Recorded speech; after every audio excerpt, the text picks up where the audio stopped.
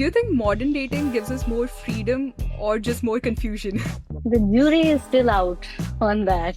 Our whole world, life, art, culture, music, movies, pretty much everything runs on love, and yet romance as a genre is often dismissed as light and frivolous.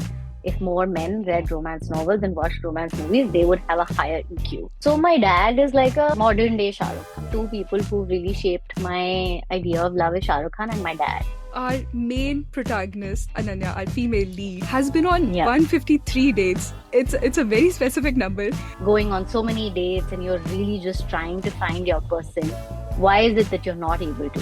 Creativity and publicity, they are going hand in hand. So like you have to build your own brand. I think COVID really put into perspective that the world can end and your life is short and you should really just Go for it. chase your dreams.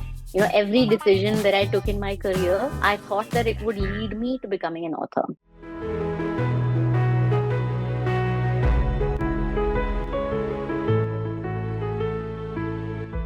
Hello and welcome back to this podcast. Today's episode is for anyone who has ever believed in love a little too much, questioned it a little too often, or found comfort in conversations with friends while figuring it all out.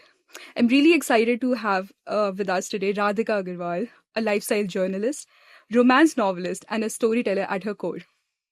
Radhika lives, dreams, and writes love stories with conviction.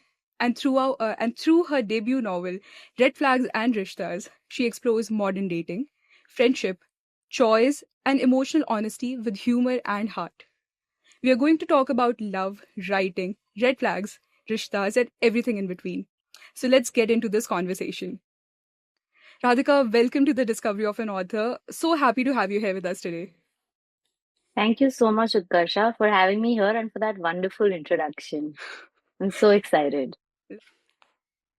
So, Radhika, straight from the author herself, how would you describe the story? And here's a copy. This vibrant copy of Red Flags and Rishtas. How would you describe this book? So the book is a modern sort of coming of age story of this woman who is addicted to dating apps and a man who believes in arranged marriages. And it's an enemies to lovers type of story. So when they meet, there's a lot of ego clashes, sparks fly, but not, the kind that you'd expect. And one thing leads to another, and somehow they end up striking a bet to see who can find love first.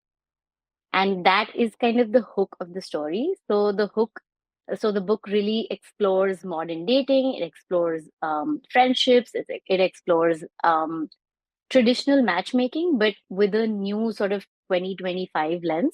Yeah. And the rest is for you to read and for me to know. Wonderful. It does have such an intriguing premise, that the bet thing was so interesting for us, and it like really hooked us into this book. So because you have written this very like about this very topical subject with so much heart and honesty, I have to ask this. How much of it comes from lived experience and how much is purely fiction?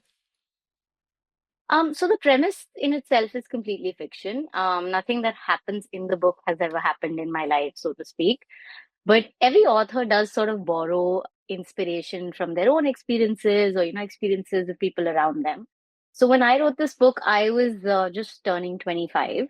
And I was at that, sweet spot where your family is sort of pushing you to, make a bio data or start looking at guys more seriously. And I was on dating apps. So I was on dating apps for quite a while. And through that experience, I observed what, happens on a Tinder or a Hinge or a Bumble, and what kind of people are there, or what kind of experiences, what kind of conversations you end up happening, what end up happening over there. So those are the types of quirks that I wanted to really insert into the story and juxtapose it with traditional matchmaking. So when I wrote this book, I was on dating apps, and my brother, who's 2 years older than me, was trying to get married through arranged matchmaking. So it was that sort of very interesting phase where I found this unique observation that there were people around me that were on dating apps, there were people who were on matchmaking sites, and then there were people who were on both. So I thought it was a very unique point in Indian dating history where these two very, different ends of the spectrum were meeting and intersecting. And I wanted to pen that down in a story. So it's fiction, but it's really borrowed from observations from my life, my brother's life, my friends' lives, and just really modern society in general. Wonderful. So, our main protagonist, Ananya, our female lead, has been on Yeah. 153 dates, and it's a very specific number. How did Yeah. that She's number been find its? busy. Yeah, she has been very efficient, I would say. Just read the looking at the number brought the Yeah. battery of this introvert down. Meeting 153 people. Yeah, it's a lot. And she did it in what, 3 years? 3 years, So yeah, yeah. it's a lot of commitment on her part. Definitely, definitely. So, Yeah. how did this number find its way into the book? So the number, as I also explained it in the book at some point, is Ananya had this rule that she used to go on 2 dates a week, Yes. every week, and she's been doing this for 3 years. So that's where the math kind of happened, and I just like I wanted it to be like a preposterous number. Like I didn't want it to be like 30 dates or 40 dates or even 50 dates. I wanted it to be outlandish. I wanted it to really be funny in how exaggerated it was. So that's why I wanted like a bigger number that would make people pause and be like, okay, this girl really is kind of putting herself out there and is still not finding love.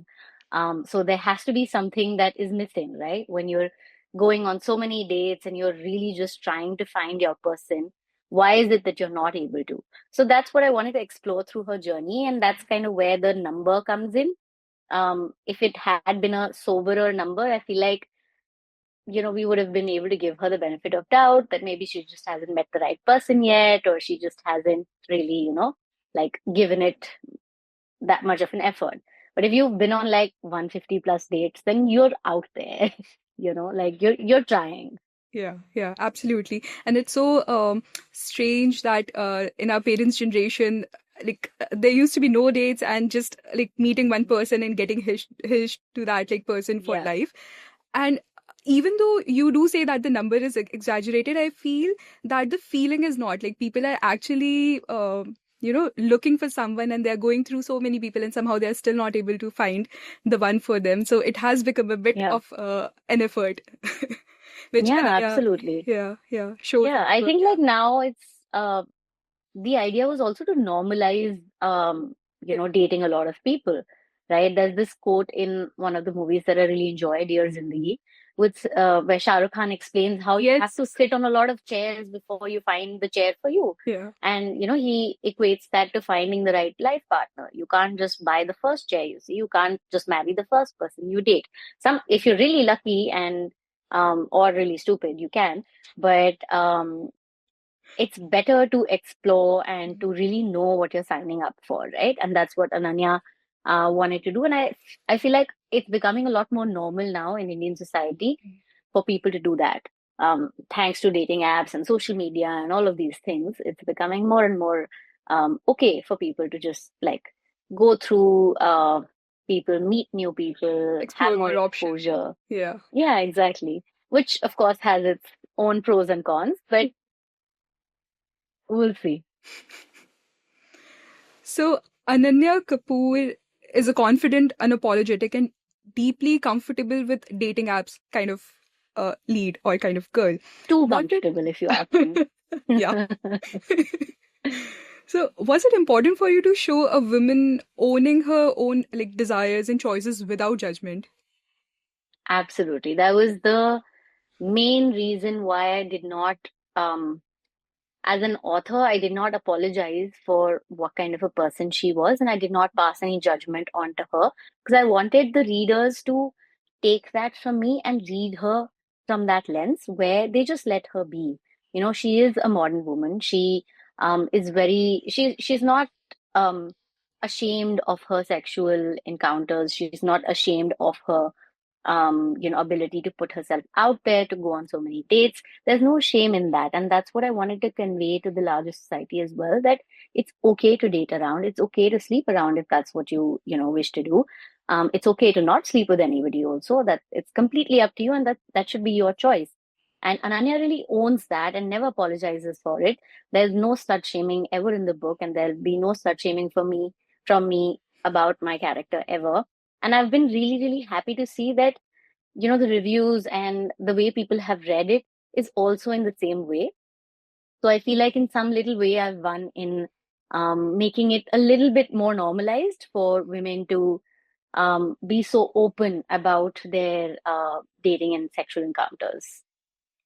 Absolutely. I also saw this very cute video of yours with your mum, where you ask her about this TV scene in the book, and Yeah. she is so adorable, first of all, and she replies in such a nice way that I think it's very important not just for the person but for the people around her to, or him to accept them as they are and to give them that kind of liberty Yeah. or that kind of freedom to explore, because it's their life and it's like you live once. So Absolutely. I yeah, completely agree. And I'm so grateful that I have parents who haven't made me feel embarrassed or, made me feel less than for writing yeah, like a romance book or writing steamy scenes or writing, not that my book is very steamy, but in general, like talking yeah, about sex or talking about all these different types of romantic encounters. So it's really important for us to normalize that, and not just within our generation, but within our parents' generation and our grandparents' generation as well. yeah, yeah, absolutely. Now, on the other end of the spectrum, we have Adar, our male protagonist, uh, who believes in arranged marriage but is progressive, secure, and emotionally evolved. Was this your way of questioning how we stereotype both dating and rishtas? Like, why was it important for you to show Adar as a progressive, evolved human in this scenario? I didn't want to villainize traditional matchmaking, Yeah, and that was a very conscious decision on my part because it wouldn't make sense to do that. I feel like arranged matchmaking has also evolved with time. I've known people around me who, think that it's okay to let your parents introduce you to someone and then you take your time in getting to know them and then decide whether you want to go ahead, whether you want to be friends or date them for a while or, get engaged or get married. So I feel like I wanted to show that lens to really showcase how arranged matchmaking has also evolved. And we're sort of in this arranged matchmaking 2.0 era. And I didn't want him to be a villain. First of all, it wouldn't serve the story, right? If he was the villain and he was this regressive person, then the book wouldn't be what I would want it to be. Ananya would never end up with Adar. I would not allow her to end up with Adar, right? So he had to have a completely different view from her, but still be evolved enough to understand that it's not black or white. And that's kind of why I wanted to keep him just on that, the just the precipice of that spectrum, where he believes in arranged matchmaking, but there's also reasons for that. He's been hurt in the past, and he just wants like a safe bet. And he thinks that arranged matchmaking is probably the easiest way to start a family without really putting his heart out there. So that those are some of his reasons and his thinking, but he's not your typical patriarchal, misogynistic guy at all. Like that's not what I was trying to go with him at all. yeah, yeah. Yeah, and you're absolutely right. I think the approach towards both these scenarios, like whether you're dating or whether you're going for arranged marriage, has also changed a lot. Where, like people have started, like putting their thoughts also first. Like suppose previously in case of arranged marriages, there didn't used to be so much conversation. There didn't used to be so much discussion. It used to be like a meet or two, and then you get hitched to that person. But now people are putting their needs in front of their partner, like what they expect, what the other person expects. So like, yeah, you're absolutely right, the things have changed over the time, and our Yeah. protagonist, yeah, shows that as well. Yeah, and the idea was not to show that, Mm, dating apps are better than, traditional yeah, matchmaking or vice versa. The idea was that love can find you anywhere, and you should be open to, you should just be open to the universe so that you can find it wherever it's meant for you. You can find it in a bookstore, you can find it on a dating app, you can find it on a matrimonial site, you can find it by a Seema auntie, whoever it is, wherever it is, you need to open yourself up and not be so closed off, so that your world is bigger and the people you meet are more diverse, and you really have that choice. So not just through your book, but I think even through your words, I feel that you are a hopeless romantic. Yeah, absolutely. I'm a hopeless romantic through and through all my life. So, our whole world, life, art, culture, music, movies, pretty much everything runs on love. And yet, romance as a genre is often dismissed as light and frivolous. Why do you think romance still has to fight for respect? I think because we're in a deeply patriarchal society, and romance is associated with girls and women. Yeah. It's supposed to be like a feminine thing. So just generally as a society, we always approach feminine things with like a frivolous lens. We always tend to, not always, but we tend to dismiss them.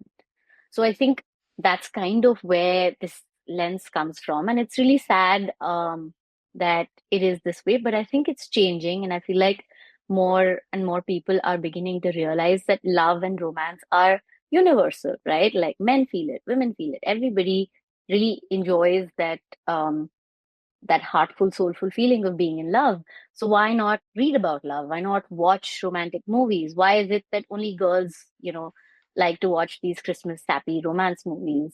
Why why is it that we have to like drag our boyfriends and like sit them down and make them watch them with us?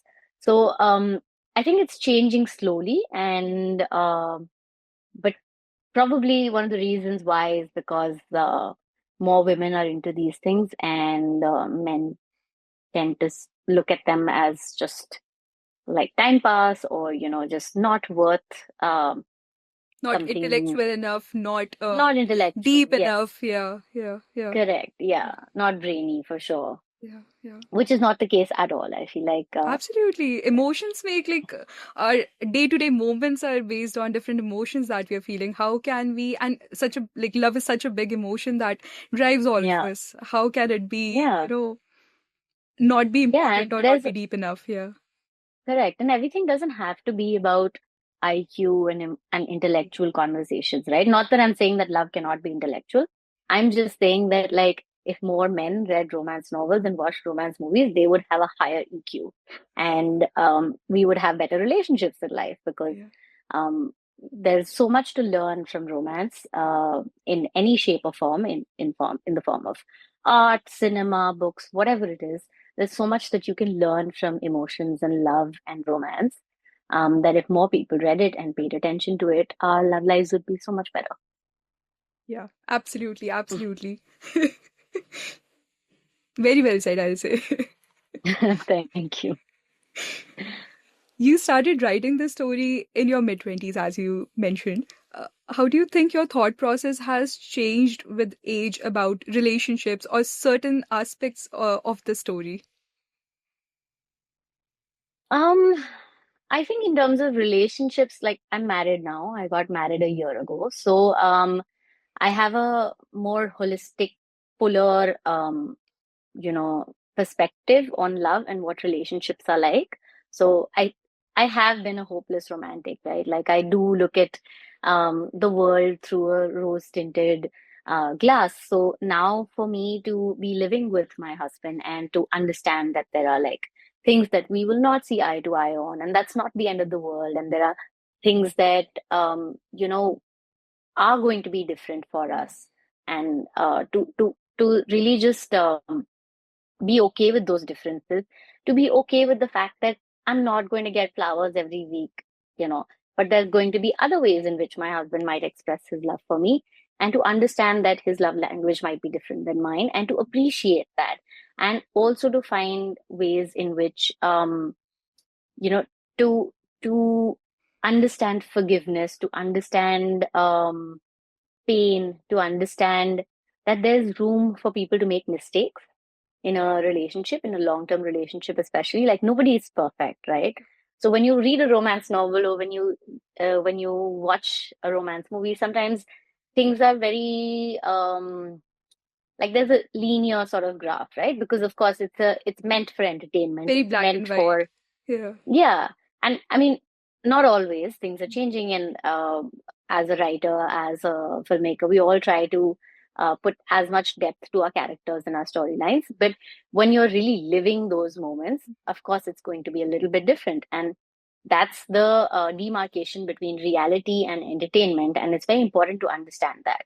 So while I can watch a larger than life Shah Rukh Khan movie and appreciate it, I don't expect my husband to be Shah Rukh Khan, right? Maybe he'll be that, you know, on my anniversary, or he on our anniversary, or my birthday, or once a month or twice a month. But I don't expect to wake up to Shah Rukh Khan every single day. I think it would be a little bit weird if I did, right? So I think that's where my mindset has evolved a little bit, where I'm not expecting grand gestures and sweet nothings and all of these different things that I really grew up romanticizing in a day-to-day basis, because we're all busy, we all have Yeah. things to do, and we have to prioritize ourselves, and there's room to prioritize your relationship, but it may not be every second of every day, and that's okay. Yeah. And we have had that character, the grand gesture Yeah. character. Yeah. Yeah. Right, in the book we've had that, and Ananya was sick of him. In like, she went on 2 dates with him, and she was sick with of him throughout. Yeah. So Yeah. we don't want that all the time. Absolutely. My friends and I, like, we kind of discuss this thing that even though we enjoy the Bollywood movies so much, especially the ones that like we saw when we were little, but they have Yeah. definitely ruined the idea of love for us, because like Yeah. you're not going to find that, that's just entertainment. You're not going to find that kind of as you said, grand gestures or that kind of love. It's a mixture of everything. Yeah. Yeah. I mean, I'm not saying that that type of love just doesn't exist. Hmm. It exists, but in doses, right? Like, you're not going to have that all the time. And if you did, it would be suffocating. Yeah. So it is important to recognize that you need, like you said, like a mixture of different things. And you don't just need a guy who will, leave everything and come to Punjab and like try to elope with you. That's not what you always need. You need so many different things in life from your partner, from your relationship. And you should look at all of those aspects with a clear head and not just romanticize the good bits. Yes. Right. So one thing that really stood out to me, and I'm absolutely sure you must have heard the same from a lot of readers, was Ananya and Vrinda's friendship. And Right. Yes. so you've written it with so much honesty, the ups and downs, the celebrations and the fights, the unconditional love, appreciation, and even that tiny bit of jealousy that we don't often admit to. I truly resonated with it, because it absolutely felt relatable. It felt it came from a real place. Why was it important for you to show how all of this can coexist in a strong female friendship instead of idealizing it? Um, I think I've been very blessed to have really amazing female friends in my life. And they're all very layered friendships, right? They're flawed friendships, they're imperfect. So for me to just like put a filter on that and show this like shiny, glossy friendship would have been untrue and inauthentic. And I didn't want to do that. I wanted to keep every aspect of my book real and honest. And I think the reason why readers resonated with Brinda and Ananya's relationship is because I really, really enjoy and like my female friendships, and I put like a lot of my heart and soul into that equation because I wanted Ananya. Like Ananya doesn't have a lot of you know um, a lot of like important people in her life. She has a family, she has Brinda, and that's really about it until she meets Adar. So I wanted her to have like one hell of a rock in Brinda. And that's really what I tried to create. And I didn't try to manufacture their friendship. I tried to keep it as real and honest. And that's how, the jealousy bits came in, or feeling insecure about something that your friend might have and something that you may not have. Those are things that I feel like as Indians we've grown up. And universally as well, but especially as Indians, where the class divides are so huge. You've grown up seeing, when you're in school, everybody's wearing the same uniform, everybody's equal, but then you start going to each other's houses and you start realizing that, oh, okay, like maybe, this person has a lot more money than I do. They have much better toys, they can have a lot of amazing experiences that I can't. So, how does the friendship really survive those tests? Yeah. And Ananya and Vrinda's friendship is friendship that survived like for over a decade. So to show that transition from school to college to after college, where they started their independent lives and are working, was very important for me, and to really show that in a very real lens where people could relate to it, where I could relate to it as a writer. I don't think I ever want to write something that doesn't feel true to me and feels like this is Authentic. something that just doesn't, yeah. Yeah, yeah. So it was important for me to uh keep it true to myself and to what I see around me. Yeah, yeah, absolutely. While reading that bit where Ananya shares that, that she sometimes does feel that Brinda has things coming to her easily, I was reminded of that that incident, that scene from Three Idiots where Farhan and Raju are thinking that, like when your friend fails, you feel really Yes. bad, but when they come first, you feel even worse. Yeah. Yeah. Jealousy is, it's not something that you can um keep outside of your friendships Yeah, or any of your relationships. It's a very normal human emotion, and it's bound to permeate into all of your, all the aspects of your life. So yeah. it's okay to acknowledge those feelings, and as long as you don't really act on them or do something that is just kind of evil, it's okay to acknowledge those feelings and let them pass. And that's the human way to do it. Yeah, and I feel that makes it more real and more, you can say stronger. It makes a relationship stronger because you, as you said, rightly said, cannot escape all of those feelings. They are bound to come at certain point in your life, and so it's better to Yeah, acknowledge them and just let it be, like let it pass. Yeah. correct. Absolutely. Do you think modern dating gives us more freedom or just more confusion? The jury is still out on that. I think it's a mix of both.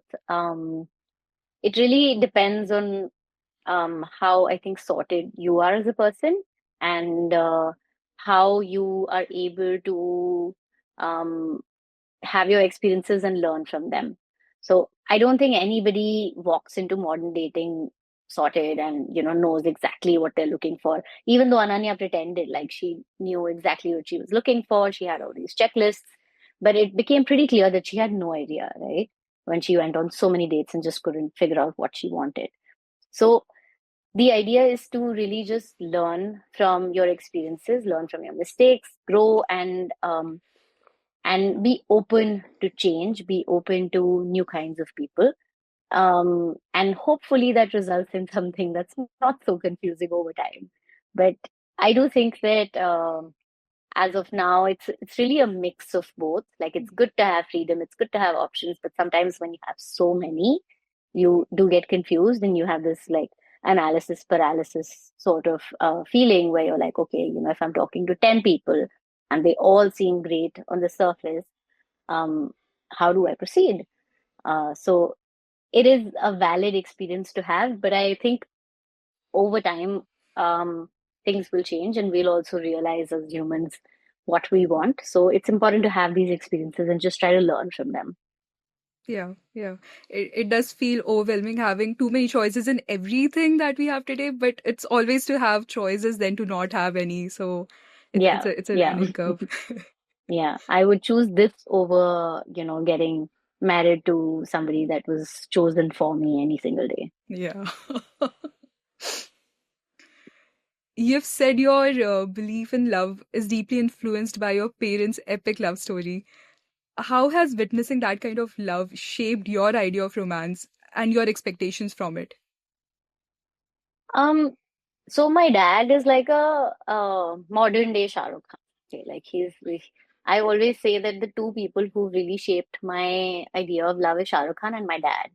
Because my dad is somebody who will go out of his way and do all these grand gestures for my mom. He's done like some really insane things. He's, like bought a radio show for her on one of their anniversaries. He's flown her to Canada to renew their vows.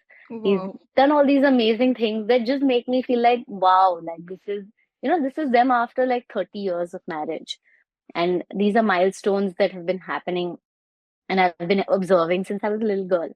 But outside of these grand gestures, outside of these, birthdays and anniversaries and loud moments, there's also those quiet moments where, my dad wouldn't leave for work until my mom gives him a hug every single morning.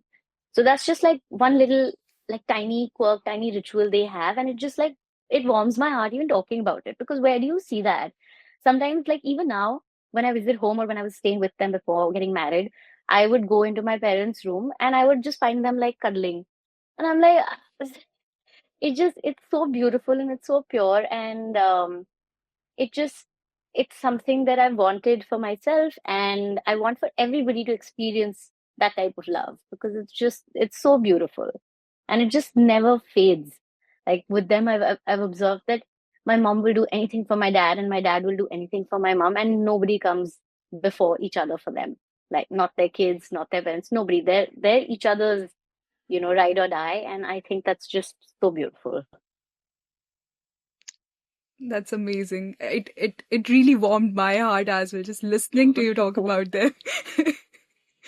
Yeah, they're Beautiful. really amazing. Yeah, beautiful to witness such a lovely relationship because you rightly, as you like very rightly said that what you witness around you also kind of, um, changes your perception or frames your perception of what kind of people or what kind of relationship you're looking for. And Yeah. yeah, so it's very important to have healthy, loving relationships around, if possible. Of course, there are like different kind of relationships that exist, but yeah, beautiful, beautiful. Yeah, thank you. So, Radhika, in 2020, you quit your full-time job as a senior features writer in Grazia and entered the world of freelancing.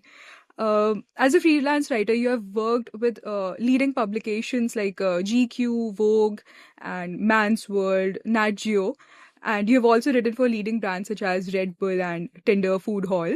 And now you have published a whole novel. Like you have done so much in such a short span of time. What made you decide and gave you the courage and the push to quit your stable 9 to 5 and go out on your own? Firstly, thank you. You made me sound cooler than I actually am. Um, what made me decide that I wanted to quit? It was long overdue, and I had been talking about being an author and writing a book my entire life. Like I think since seventh grade or eighth grade, I knew I wanted to be a writer, and I had talked about like everybody in my life knew that I wanted to be a writer. My parents, my family, my extended family, my friends, friends that I had back in school that I'd lost touch with. Everybody knew that I wanted to be a writer, but I don't know why I just couldn't take that leap of faith for a really, really long time. I think because I was just really scared to fail. Because when you attach so much importance to something. It was my dream, right? It was my lifelong dream. Since I was a little girl, I wanted something. So I couldn't bear to think about what would happen if I failed. So as long as I didn't write it, I couldn't fail, right? Once I wrote and it was out there, anything could Yeah, happen. yeah. So I People think will I took judge. a lot of, yeah. So, and I mean, before it even got to that point, what if I never got published, right? That was my biggest fear. So, I just procrastinated simply out of fear. I was just paralyzed with anxiety and fear because I didn't want to fail and I didn't want my dream to shatter.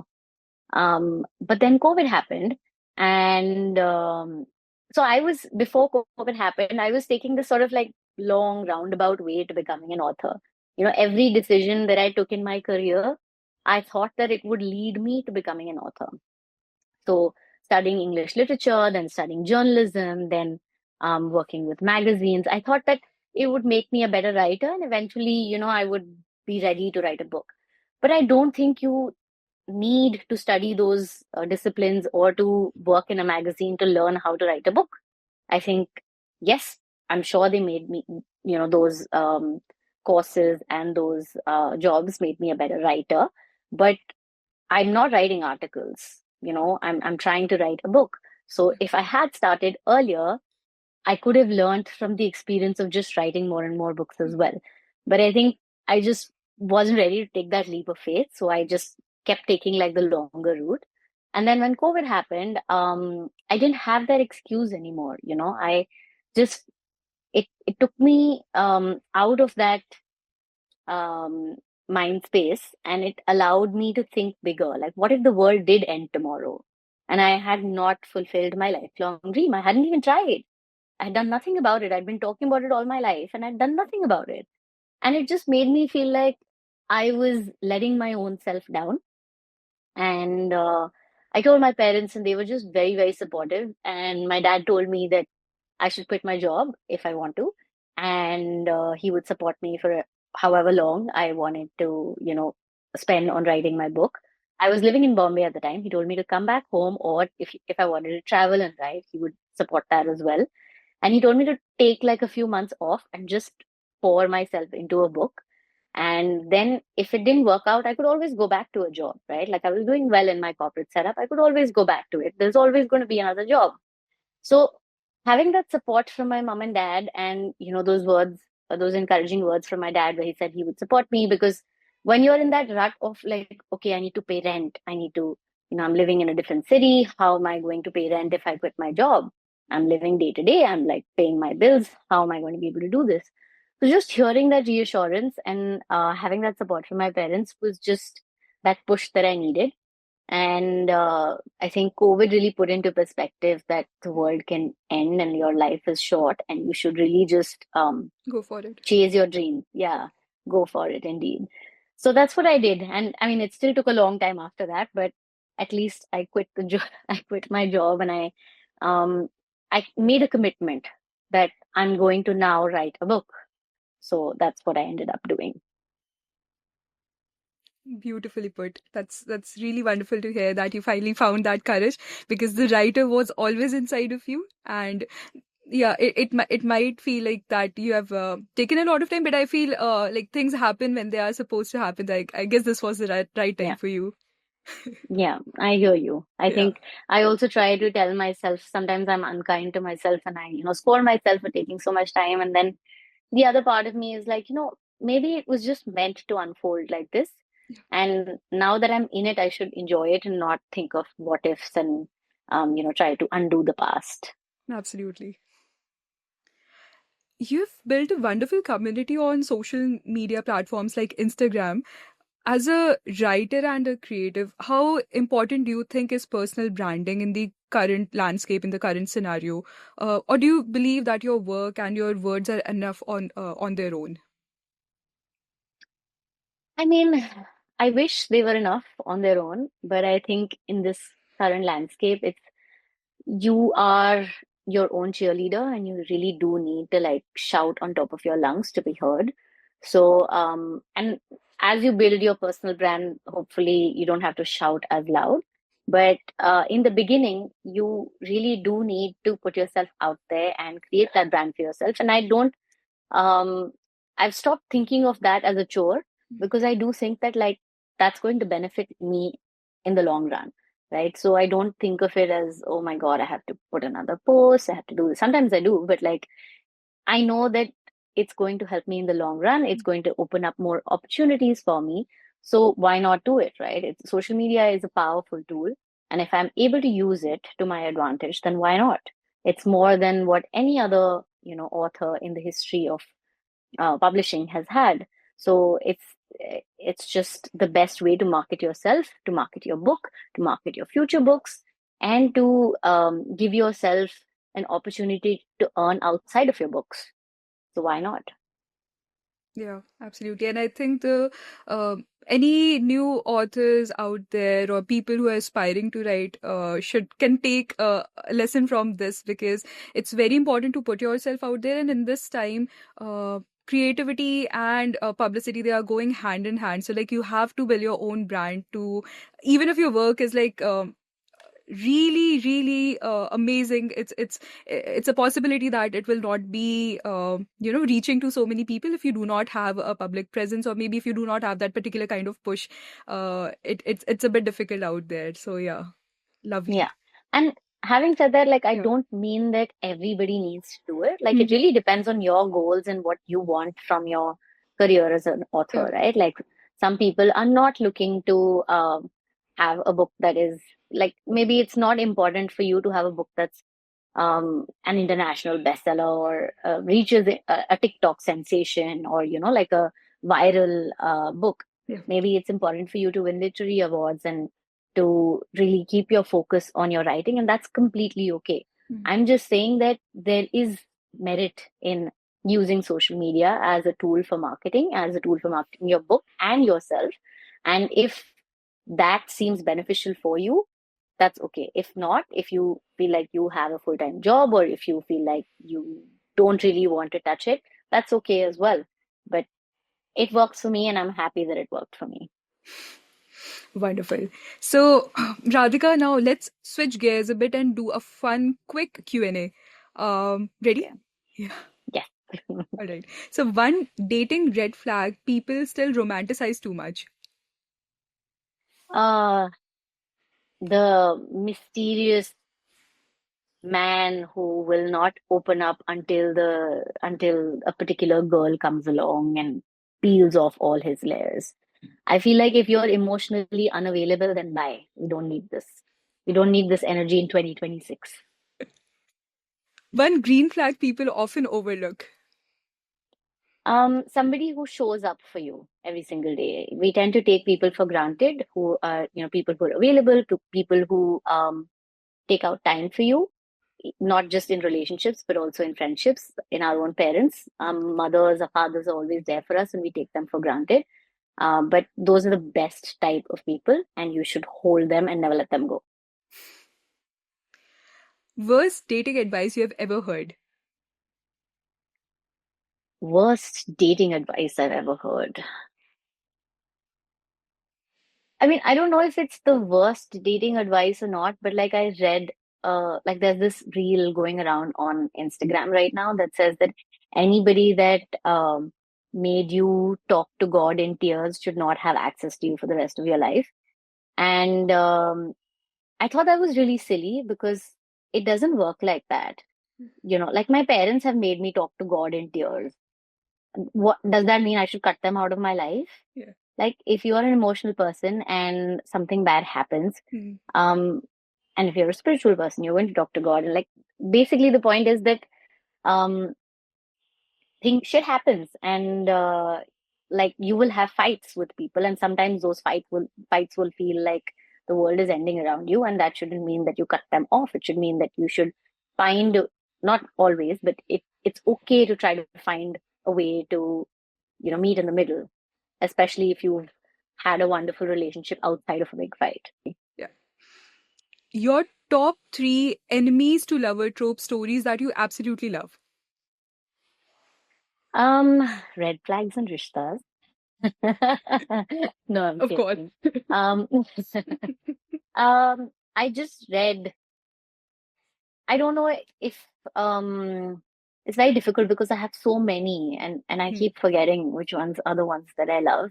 But I can tell you the ones that I've read recently and I've enjoyed. They're not my top three, but Mhm. the ones that I've read recently and enjoyed. I enjoyed the first book in the Twisted Love. I just finished reading that today. It was Okay. fun. Um, I also enjoyed A Court of Thorns and Roses. Ah, yes. Yeah, I mean, the enemies to lovers actually kicks in the second Mhm. part of the series, but Yeah. I enjoyed that as well. And what's the third one?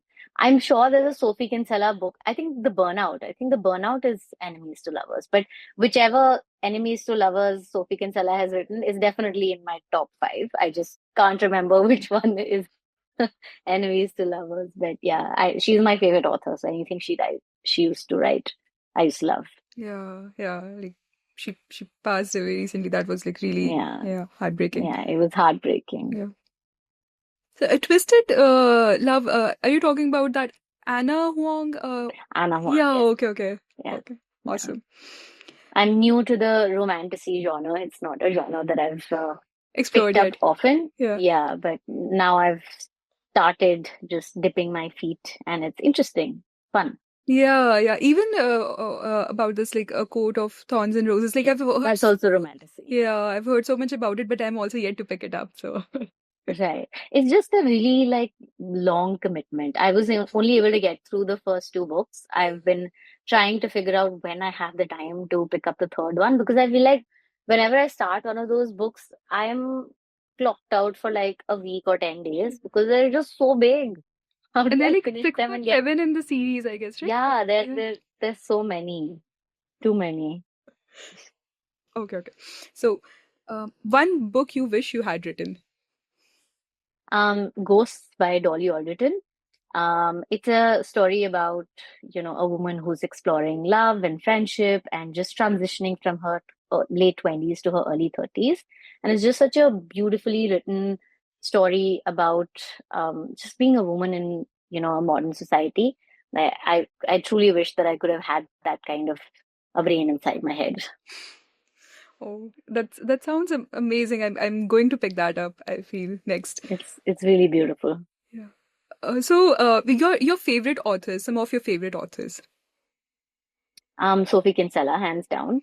Um, I think right now, Ali Hazelwood. Ah, yes. Yeah, I really enjoy her Yeah. books as well.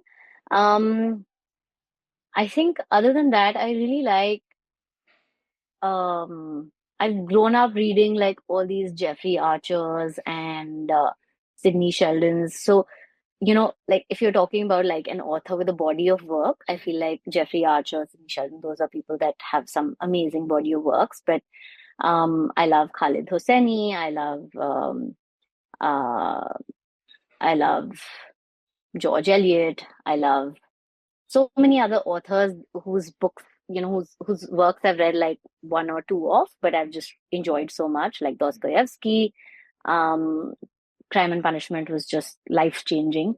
There's really too many to name, but I think like an author has always been Sophie Kinsella, Jeffrey Archer, and Ali Hazelwood for me. Wonderful. One dating rule Ananya lives by that you absolutely don't. Going on 2 dates a week sounds exhausting. Yeah. It's just too much. Yeah, she has quite the stamina to Yeah. go on all these dates and categorize them in such a way. Yeah. I couldn't. On top of that, doing everything that she's doing Yeah, professionally. Yeah. she's she's a very type A personality, and I'm the opposite. So yeah, I would not be able to. If Red Flags and Rishtas were to become a series, and we really hope it does, who should play Ananya and Adir? Um, I've I think like it would be really cool to see Prajakta Kohli as Ananya. Um, I think she has that sort of relatable, Hmm.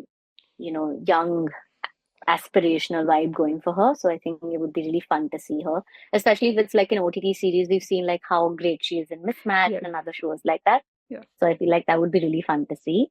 And other, maybe Ishan Khattar or Siddhant Chaturvedi, Yeah. Yeah. Yeah. one of those I can two. see them Yeah, in the row. yeah, something like that. But nobody's asking me to do the casting, so this is all just khayali pulao. We really hope they do. So finally, Radhika, what's next for you? More romance, a different genre, or a new love story waiting to be told? So, I have a lot of love stories that I want to tell. So I feel like before I switch to a new genre, it would be just getting all those love stories from my head to the paper. Yeah. So yes, a new love story is going to come to you soon, very soon, hopefully within this year. Yeah, I'm very excited for it. I'm not allowed to divulge much right now, but you'll have it you'll have the details out soon. I can't wait to share them. Can't wait to read it. Radhika, we had a wonderful time talking to you. Thank you so much for writing romance with so much heart, humor, and for reminding us that love, romantic or otherwise, still deserves curiosity, courage, and respect. It was lovely having this conversation with you. Thank you so much. Thank you so much, Utkarsha, for your lovely questions and for just being such a bright and happy soul and asking me these lovely questions and hearing me drone on and on. I'm sorry if I wasn't as articulate as I would have liked, but I really had a lot of fun talking to you. I think you are a really cool person, as you mentioned earlier that we made you sound cooler. But I think you are a really awesome and cool person. So all the best to you for all your future projects and all your future endeavors. That's so kind of you. Thank you so much. And same to you. I really hope to see more, growth, love, light, whatever you want from life. Thank you.